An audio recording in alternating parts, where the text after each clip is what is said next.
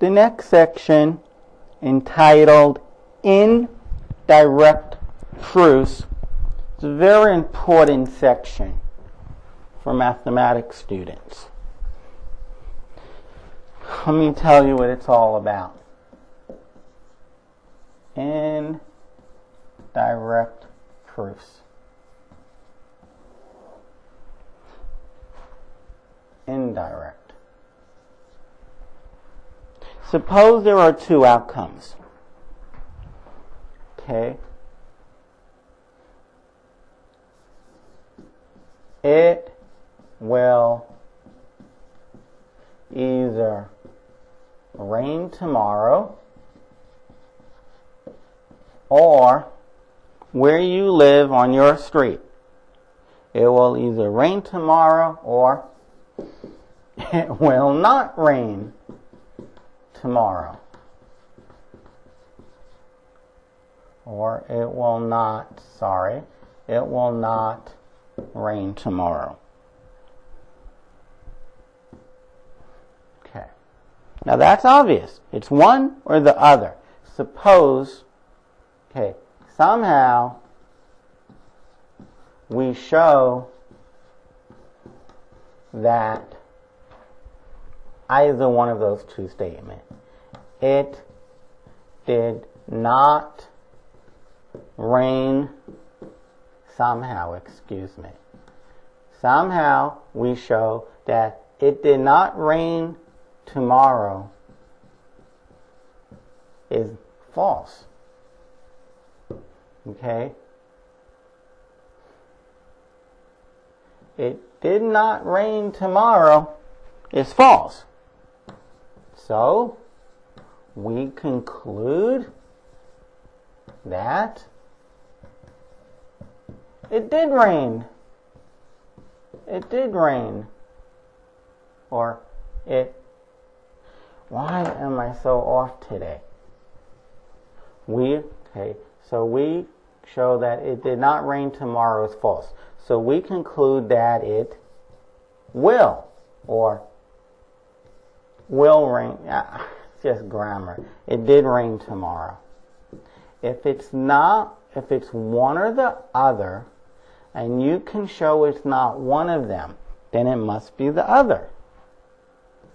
Either, and this is a fact, either A or B will happen.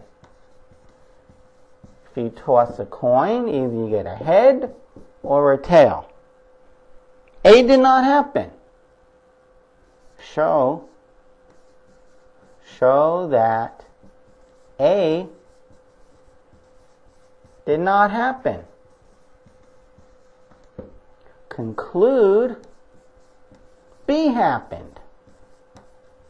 If you toss a coin, somebody tells you, I tossed a coin and I didn't get a head.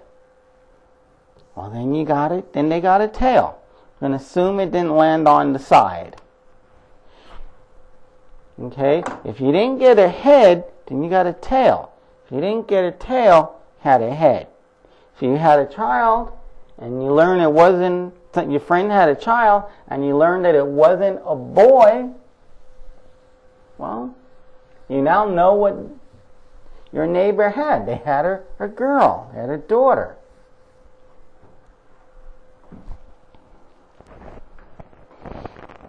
Okay.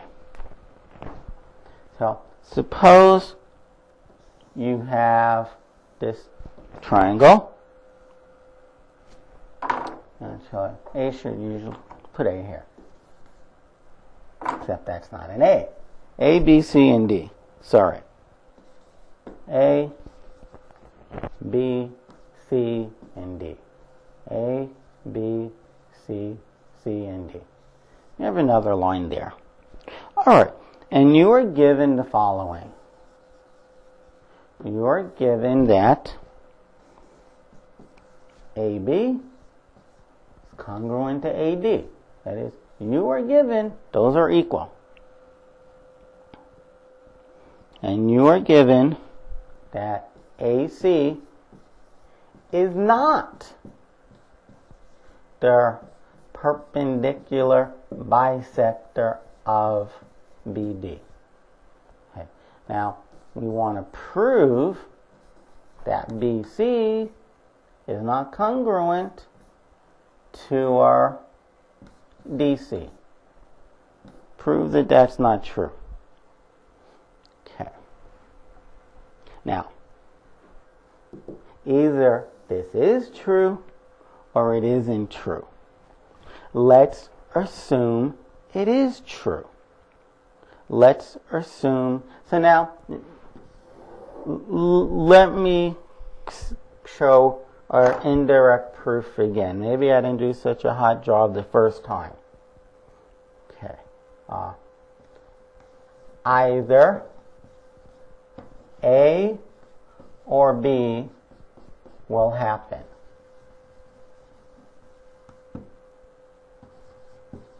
We claim that B happened. Then 3 equals 11. If B happens, we get something absurd. Okay? Since 3 does not equal 11, we were wrong in saying B happened. Oh, for A happened. We assume one of the two are true. We assume B is true, and then we get some contradiction. So then we say, oh, A is true. Okay. That's an indirect proof. Okay. So basically, we are going to, so here's the proof. We are going to assume, well, we are given that AB is congruent to AD and that AC is not the perpendicular bisector of BD. It is not. Okay. Now, we are going to assume, going to do an indirect proof. So we're going to assume that that's not true. We're going to assume that BC, in fact, is equal to DC. Okay. Now, let's just hold off on that one. So what we have in terms of our picture is the following. We have a triangle. Those two sides are equal. AB and AD are equal. And BC equals DC. That is their C. We now have, that's true. So, C is the midpoint of BD. Okay. Then AC must be the perpendicular bisector. AC must be the perpendicular bisector. Why? Because if AC is the perpendicular bisector, then the distance from A to B, and A to D must be equal. Since AB, the length of AB is congruent to the length of AD, and BC is congruent to DC, we conclude that AC is the perpendicular bisector of BD. But this is absurd. We're given that it isn't. But this can't be.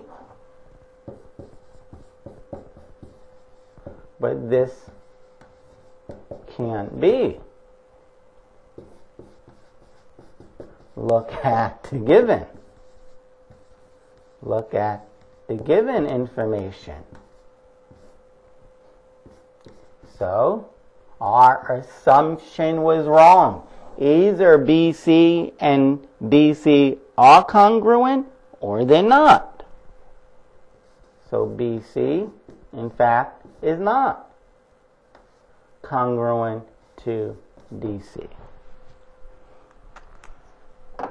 Okay, that is a indirect proof. You assume the opposite is true, and then you get something that can't be the case. If you're told it's not the perpendicular bisector, well, then it can't be the perpendicular bisector. Okay, suppose you have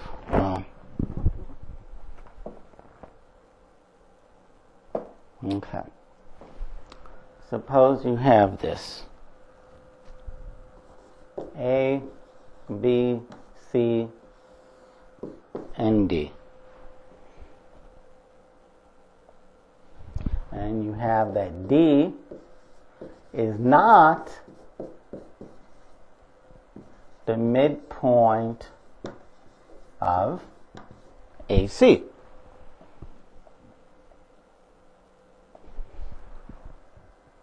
And you're given that AB and CB are equal. AB and CB are in fact equal. So that's the given. That is the given information. And you want to prove the following. You want to prove that JP, you want to prove that BD does not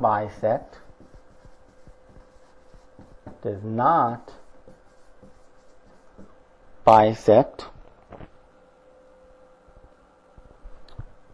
angle B, does not bisect A, B, C. Okay. So we're going to assume, now either BD, either this line does split those angles into two equal parts, or it doesn't. And there's no third option. Either it did split it or not. If you have an angle and you draw a line up to the vertex, either it made those two angles equal or it didn't. So we're going to assume that it does. Okay. Proof. Indirect proof. Assume BD does bisect angle ABC. Okay, assume that those two angles are equal. So we have an isosceles triangle. You have an isosceles triangle. Okay, if you go right down the center, this line,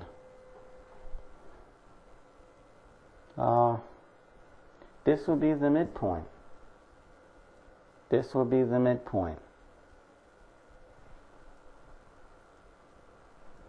Okay, that would be the midpoint.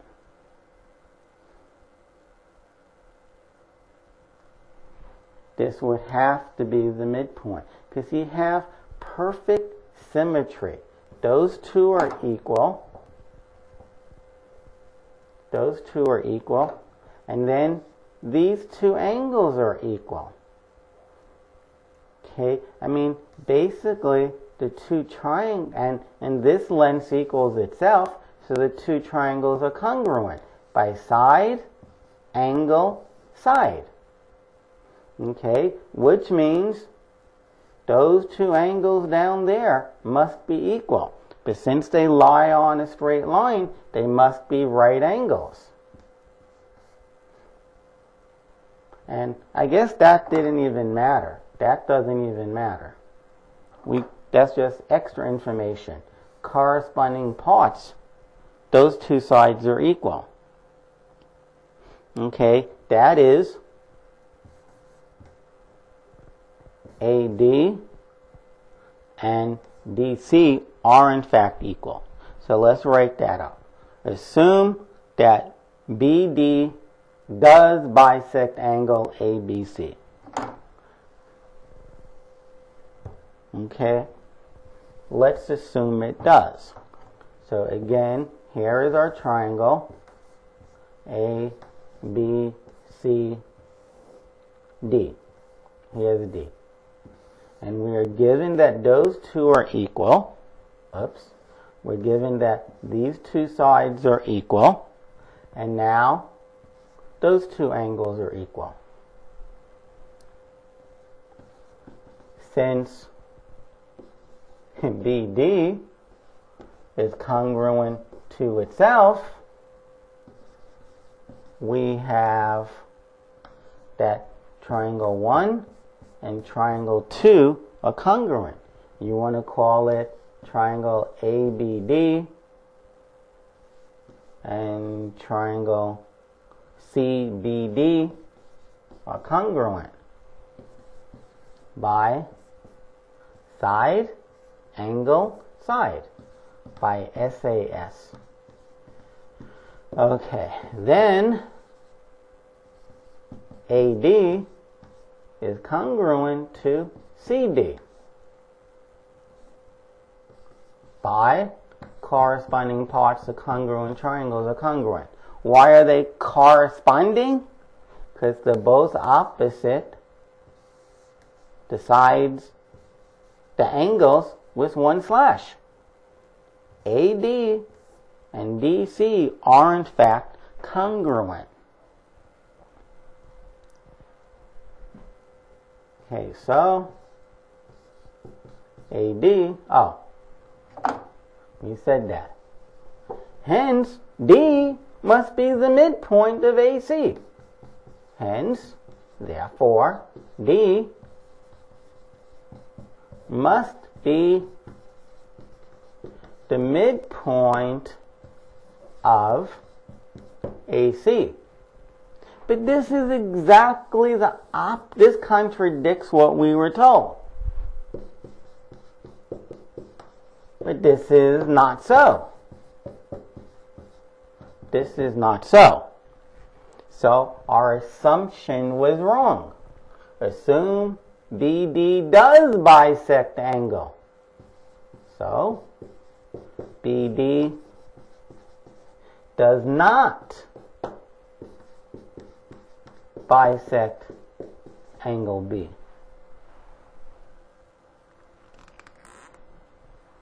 Okay, you want to call it angle ABC, go for it. But there's our indirect proof. Two possibilities. There are two possibilities, and you're asked to prove one of them. Assume the other and show that that can't be.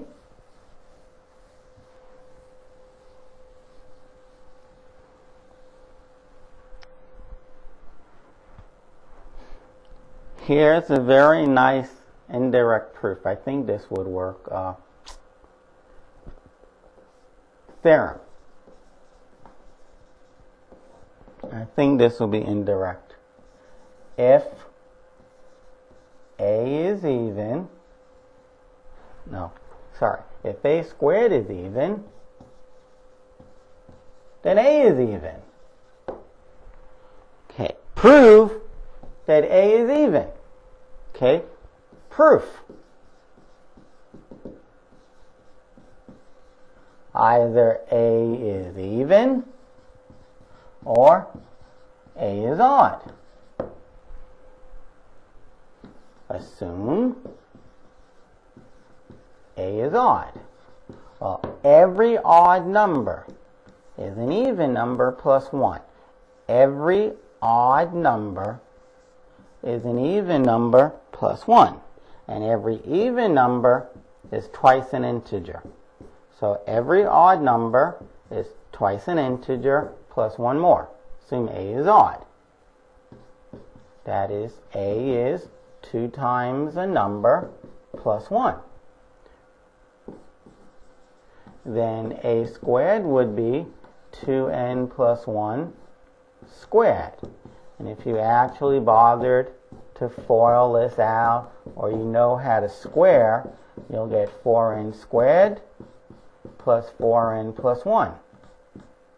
4n squared is, well, this piece is 2 times 2. 2 times 2 is 4, times n squared is 4n squared, plus 2 times 2 is 4, times n is 4n, plus 1.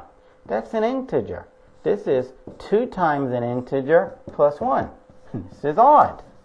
But that means contradiction. Or circle with an X in it. That means contradiction. Because we are told that A squared is even. Okay? We assume A is odd, and then A squared wasn't even. So A is even.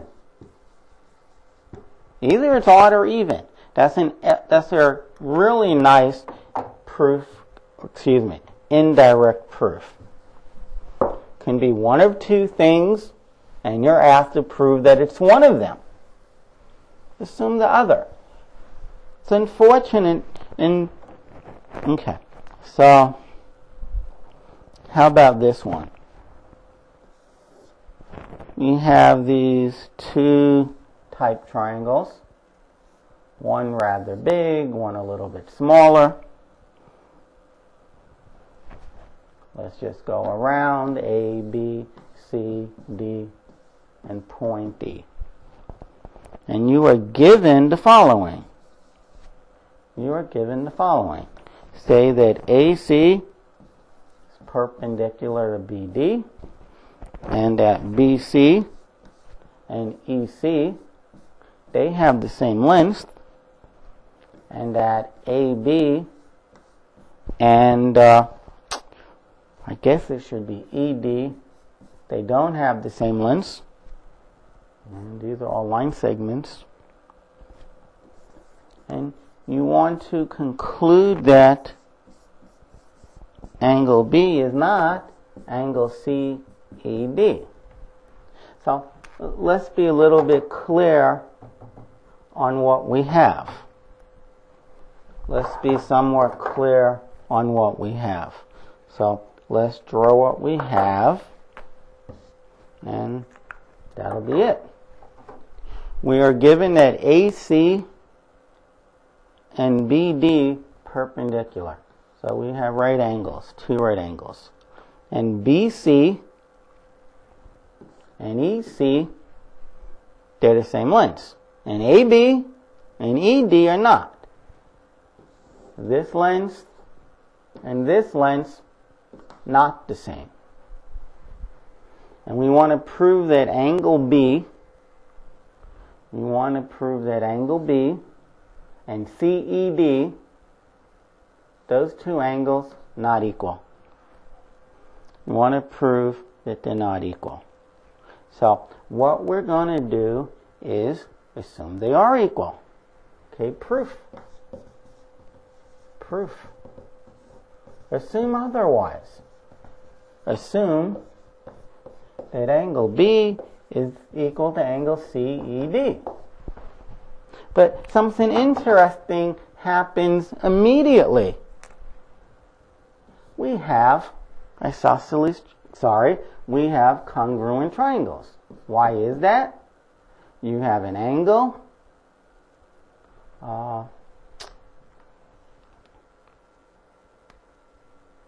Assume angle B equals.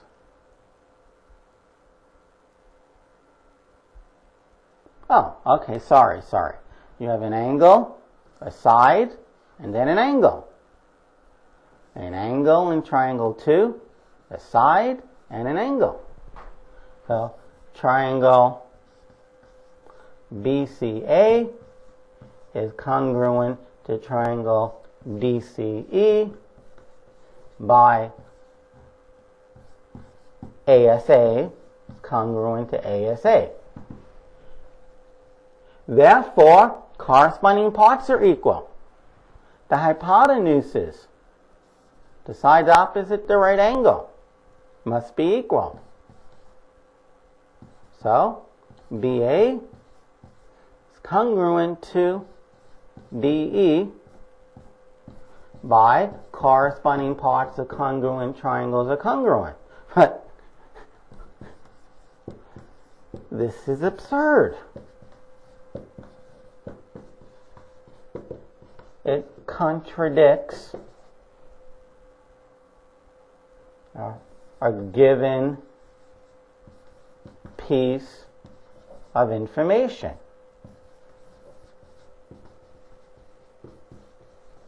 It contradicts that AB or BA doesn't equal ED. So, we conclude that our assumption is wrong. We assume that. So we conclude that's not true.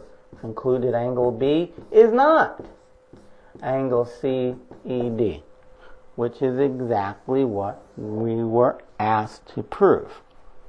Okay, this is exactly what I asked you to prove. If something has, now you don't owe, when there's two outcomes, you don't owe, and you're asked to prove one of them, you don't always have to do it by contradiction, but that is one method. Let's try one more. Diagram is nice and simple. You have ABC, triangle ABC.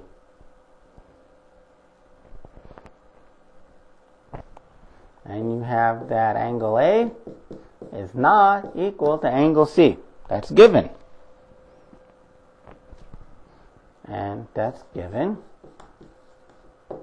And you want to prove that angle A, you want to prove that AB is not the same as CA. You want to prove that those two sides are not equal. But this is a very simple one. That's why I gave this one. This one is very simple. Proof. Assume. So again, either these two lengths are equal or they're not. Assume that AB does equal CA. Assume that they are equal. Oh, isosceles triangle. Base angles are equal. The sides opposite the two equal sides must be equal. So, triangle is isosceles and angle A is congruent to angle C. But that's the contradiction. We're told they're not. Therefore, our assumption is wrong. AB equals CA? Nope. Either they are or they aren't. We assumed they were, and then we got something absurd, like angle A equals angle C. Okay, those are indirect proofs. You need to be able to do these. They're a lot of fun.